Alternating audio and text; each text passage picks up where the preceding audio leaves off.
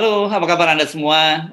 Selamat menjalankan, oh bukan selamat menjalankan, selamat merayakan Hari Idul Adha bagi umat Ya, Muslim, yakni 1442 Hijriah ini.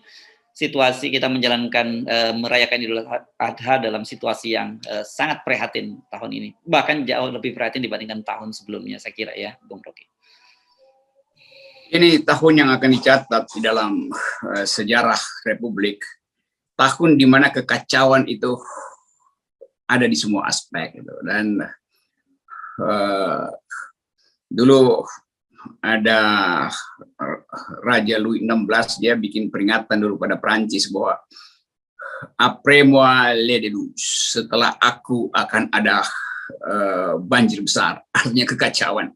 Kita ingin menghindari itu, tetapi kalau kita perhatikan, seringkali sejarah itu memang harus dimulai dengan kekacauan. Baru ada perubahan-perbaikan. Kalau perbaikannya piecemeal, sepotong-sepotong, itu artinya kita sekedar mau tambal sulam sesuatu yang sebetulnya harus diganti. Gitu. Jadi sejarah selalu punya semacam kearifan untuk menghasilkan perubahan secara total. Nah, tentu kita membayangkan krisis ekonomi, krisis pandemi hari ini juga akan terhubung dengan hal yang sejenis di dunia, sehingga betul-betul kita nggak ada cara lain. Kemarin kita masih berupaya untuk minta tolong negara-negara tetangga, tapi gelombang ketiga rasanya sedang berlangsung di seluruh dunia, sehingga beberapa negara justru mengisolasi diri dari Indonesia sekaligus menabung dan menimbun peralatan medis, dan kita mungkin punya kesulitan karena kita belum bisa produksi sendiri. Nah, dibandingkan dengan negara-negara lain yang terkena pandemi, karena ini adalah fenomena pandemi global, kelihatannya situasi di Indonesia ini jauh lebih kompleks gitu ya kalau kita bandingkan. Bahkan kalau kita membandingkan dengan negara-negara tetangga, karena ada persoalan krisis kredibilitas pemerintahan, dan kedua ditambah lagi ternyata memang tidak perform pemerintahan itu, karena dalam beberapa hari ini kan publik mempertanyakan sebenarnya siapa yang sedang memimpin bangsa ini. Ya kita mungkin nggak perlu bandingkan dengan Eropa atau Amerika, dengan negara tetangga aja, Malaysia juga mulai mengalami keresahan sosial dan mulai ada protes karena soal ekonomi juga terganggu, daya beli mungkin juga udah berkurang gitu, sehingga beberapa orang mulai minta agar supaya Perdana Menteri mundur bahkan tuh. Padahal kita tahu sistem kesehatan Malaysia jauh lebih siap dari kita. Penduduknya lebih sedikit, lebih mudah diatur. Secara etnisiti juga ada ketegangan etnis, tetapi bisa diselesaikan di dalam sistem politik mereka. Nah, di kita di sini itu bukan sekedar rumit, tapi simpang siur isunya kan. Dan mulai dari soal data yang nggak benar, lalu ada omongan dari Menteri Luhut, ada omongan dari Erick Thohir, dan orang nggak ngerti nih apa sebetulnya yang berlangsung. Dan mungkin tiba-tiba nanti 1 minggu lagi sesuatu berlangsung di kabinet, lalu ada yang mundurkan diri, lalu terjadi gempa bumi politik, lalu macam-macam soal di situ. Jadi kita bersiap bukan sekedar pada pandemi dan ekonomi, tapi juga dengan perubahan politik, dan itu yang mesti kita pahami betul-betul. Itu saya kira kemudian menjelaskan mengapa situasinya yang sekarang dihadapi oleh publik itu selain marah, itu selain cemas itu juga marah, gitu ya. Dan ini makin memperburuk situasi, ditambah dari kebijakan-kebijakan pemerintah yang terkesan mereka tidak memahami problem masyarakat. Meskipun belakangan kita tahu ada perubahan-perubahan, apakah itu betul-betul perubahan yang serius, mereka menyadari itu, atau hanya sekedar lip service. Ini kita misalnya soal mulai dari sekarang para pejabat sampai bahkan di kalangan DPR mulai menyerukan soal perlunya meredakan ketegangan dengan tidak melakukan konfrontasi terhadap para pedagang di lapangan yang memang sehari-hari mereka harus mencari nafkah. Ya, ini problemnya juga nggak ada juga rakyat yang ingin konfrontasi itu. Juga petugas nggak mungkin berkonfrontasi kalau dua-duanya tidak terganggu secara psikologinya tuh. Nah, kalau minta jangan konfrontasi, rakyat bilang kami pasti nggak akan konfrontasi kalau kami disediakan kebutuhan kami sehari-hari. Aparat juga begitu, tidak akan berselisih dengan rakyat kalau rakyatnya nggak nuntut lebih. Tapi sialnya rakyat nggak punya pilihan itu kan. Dan itu berarti ini DPR juga nggak ngerti problemnya. Masa dia cuma menghimbau-himbau jangan konfrontasi. Yang nggak ada orang yang mau konfrontasi. Padahal konfrontasi atau kerusuhan berlangsung karena soal basic needs. Dan di mana-mana kebutuhan dasar itu nggak mungkin didamaikan. Ini intinya. Jadi minta orang lapar jangan konfrontasi, ya itu percuma karena di dalam hierarki kebutuhan soal perut itu lebih mendasar daripada soal ideologi itu.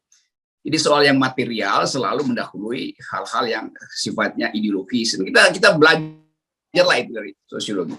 Jadi DPR ini juga dia udah nggak punya kemampuan untuk menilai pemerintah, dia sekarang mulai menilai keadaan di bawah. Padahal rakyat anggap problemnya bukan di kita, problemnya ada di istana. Jadi DPR tolong ngomong ke istana bahwa lakukan kebijakan yang betul-betul radikal supaya nggak ada konfrontasi. Berkali-kali kita tahu bahwa yang radikal itu artinya patuhi undang-undang bilang karantina, itu tidak akan menyebabkan konfrontasi. Kan orang nggak akan tumpah ke jalan kalau diasuh makanannya sehari-hari, ya dia di rumah aja. Jadi terlihat bahwa pemerintah nggak punya pilihan lagi, dan kalau dia makin lama makin naik kasusnya. DPR juga akhirnya tahu bahwa ya cuman itu yang dia bisa ucapkan, itu menghimbau, padahal dia seharusnya kasih tekanan pada pemerintah tuh. Tapi kita tahu DPR kan sama juga dengan pemerintah kan, wong dikuasai pemerintah semuanya. Ya. Nah, hari-hari ini kalau kita membaca data resmi yang dipublish oleh Satgas Covid, memang terlihat angka penurunan, terutama penularan. Tapi kematian itu yang meningkat. Tetapi kita jangan terkecoh karena sebenarnya mengapa kemudian penularan itu menurun, karena spesimennya atau tes PCR-nya juga diturunkan dari semula 250.000 turun jadi 190.000 dan hari ini tinggal 160.000. Ya tentu saja kemudian penularannya menurun.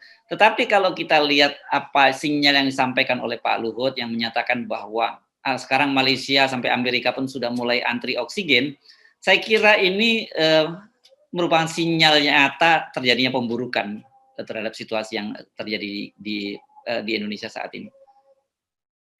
Saya mengerti statement Pak Luhut, karena dia yang sebetulnya tahu sesuatu yang menggelisahkan dirinya tuh, dan dia mengerti bahwa memang nggak ada jalan keluar. Jadi kan terakhir kemarin dia udah angkat tangan sebetulnya, saya gagal, saya keliru sebetulnya, kan itu intinya. Nah sekarang dia mulai, saya kira Pak Luhut konsisten. Begitu dia bilang gagal keliru, dia mulai terangkan mengapa akan gagal.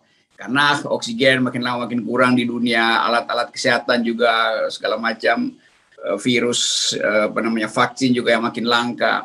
Tapi presiden tetap menganggap bahwa itu tersedia kok, cuman nggak dilakukan aja di bawah. Jadi presiden betul-betul nggak well informed tentang keadaan. Nah, sekarang orang percaya pada Pak Luhut akhirnya kan. Dulu orang nggak percaya pada Pak Luhut karena Pak Luhut seolah-olah menganggap bisa diatasi. Tapi begitu Pak Luhut bilang ya memang nggak bisa diatasi, ya, orang berbalik gitu. Jadi biarkan Pak Luhut yang memimpin kecemasan publik sebetulnya, bukan, atau dengan kata lain, dulu Pak Luhut memimpin pesimisme, optimisme publik. Sekarang dia memimpin pesimisme publik, dan itu memang faktual. Jadi ada koordinator pesimisme sekarang. Ya. Nah, yang juga menarik ini di tengah situasi semacam itu, ketika kemudian Pak Jokowi seolah-olah bertanya kepada para pembantunya ini mau diperpanjang atau tidak PPKM, itu muncul statement dari stafnya Pak Luhut. Ini bidang media lagi yang bicara, walaupun sebenarnya saya juga baru dengar ini ada bidang media di staf Pak Luhut yang dia membocorkan semacam cerita lama, untold story, bahwa pada awal-awal COVID itu Pak Luhut sebenarnya sudah minta lockdown, tapi kemudian ditolak oleh Presiden Jokowi. Nah saya pikir apa ya maksudnya Pak Jokowi? Apa mau menjelaskan pada kita semua bahwa mazhab gua sama dengan kalian, sebenarnya gua mazhab lockdown, tapi ya karena ditolak Presiden Jokowi, apa boleh buat begitu? Saya kira iya, cuman kan agak aneh Presiden bertanya yang jawab adalah ajudan atau juru bicara Pak Luhut kan. Mestinya yang jawab Ngabalin, karena dia yang paling tahu kan. Jadi terlihat juga Ngabalin udah nggak tahu info, karena memang dia cuma ngutip-ngutip info doang. Jadi nguping tapi nggak ngerti apa-apa, nah sekarang dia diem. Atau Basir yang mesti jawab, Basir juga akhirnya diam. Jadi percaya memang bahwa informasi Luhut Panjaitan itu yang benar. Jadi kan juru bicaranya pasti tadi pagi di-brief oleh Pak Luhut. Dan Pak Luhut bisa prediksi kalau pertanyaan begini, jawabannya begini ya. Jujur ya jawabnya. Nah, udah, jadi kejujuran itu akhirnya datang. bahwa memang di istana itu terjadi dualisme dari awal. Hal yang kita udah deteksi sebetulnya tuh. Pasti ada yang menginginkan lockdown, tapi karena ya presiden mungkin bahasa tubuhnya nggak enak karena habis ketemu dengan oligark gitu, maka dia bilang ya saya memilih yang paling masuk akal adalah waktu itu apa dia sebut istilah pertama apa ya? PSBB. PSBB itu saya Ya. kira yang paling masuk akal. Lalu Pak Luhut terpaksa mesti menerangkan itu dan karena dia disuruh untuk menjadi komandan penyelesaian COVID. Bahkan Pak Luhut janjikan kan, enggak dalam 1 minggu selesai ini 5 kota nih. Saya pastikan gagal. Sekarang Jawa Bali gagal lagi. Akhirnya nggak tahan Pak Luhut. Sebetulnya saya dari awal maunya lockdown. Jadi udahlah itu hal yang selalu post factum. Tapi udah terima aja bahwa memang tidak ada koordinasi di istana tuh. Iya, iya. Ini orang kelihatannya melihatnya sepele ya pernyataan Pak Luhut bahwa dia sebenarnya awal mulanya mengusulkan lockdown tapi tidak presiden. Tapi dalam situasi sekarang kita bisa mendapat satu perspektif yang berbeda tentang berbagai kebijakan-kebijakan pemerintah yang terjadi selama ini kan gitu. Dan kalau kemarin Pak Jokowi ingin kira-kira pesannya itu dia buang badan kalau orang Medan bilang gitu ke para pembantunya, terutama para menkonya. Sekarang menkonya mau balikkan lagi ke Pak Jokowi bahwa semuanya ini yang harus menanggung adalah Pak Jokowi. Ya sebetulnya rakyat udah merasa sebetulnya ada yang nggak benar gitu kan. Tapi ya itu sama seperti kalau seorang perempuan lagi hamil, sang perempuan sebetulnya dia ngerti kondisi bayinya karena itu ada dalam rahimnya. Tapi dia mesti nunggu USG, ultrasonografi peralatan itu kan. Begitu di USG baru terlihat sebetulnya posisi bayinya itu adalah begini-begini nih. Tapi sebetulnya si ibu udah tahu. Jadi begitu juga rakyat ngerti keadaan. Tapi baru setelah di USG oleh Pak Luhut baru kita ngerti bahwa oh ya dari awal sebetulnya keadaannya buruk.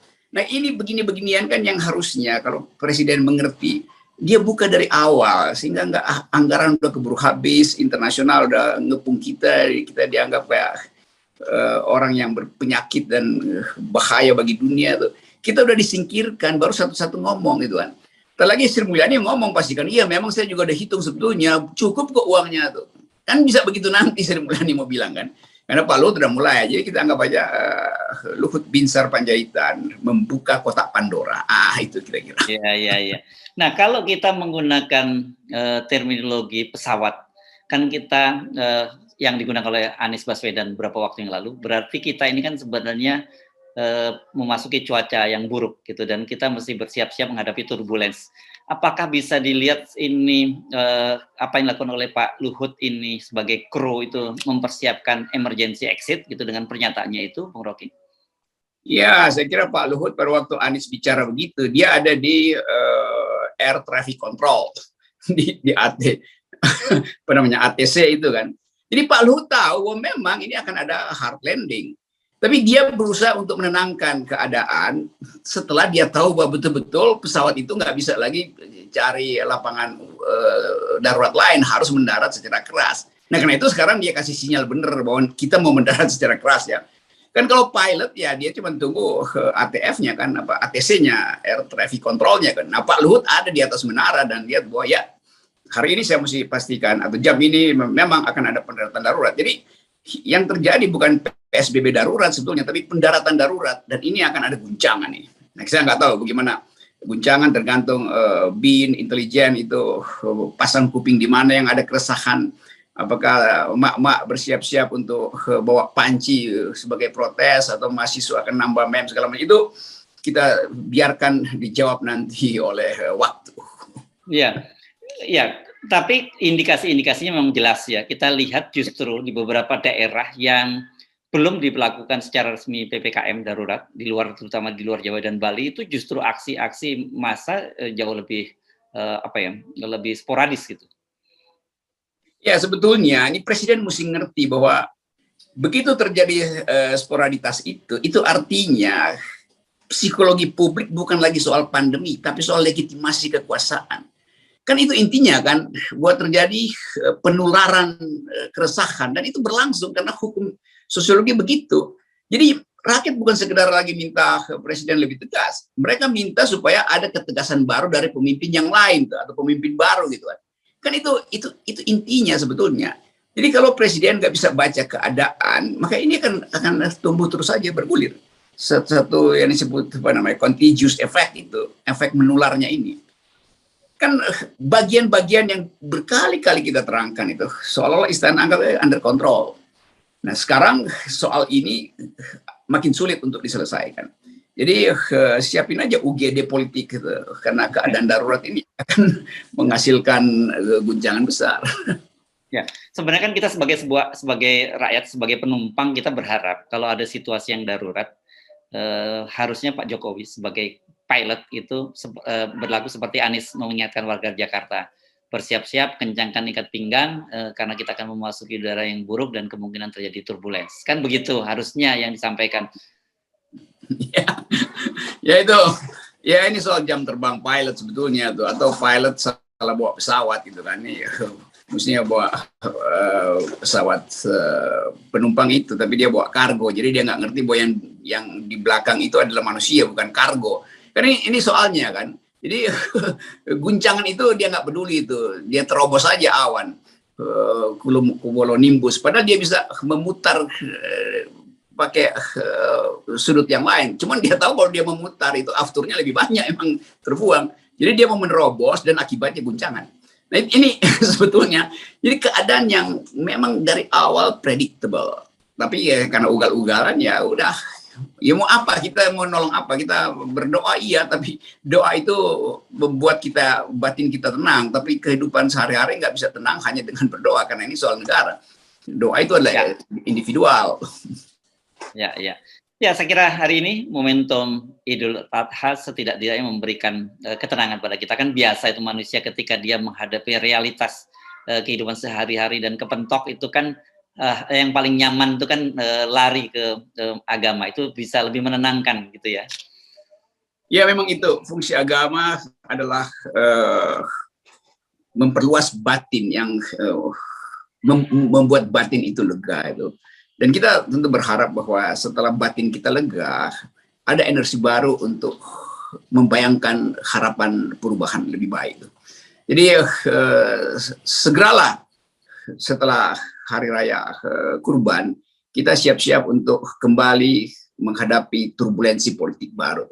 Dan keadaan ini yang nanti akan menerangkan pada sejarah bahwa memang salah memilih pemimpin itu artinya menyebabkan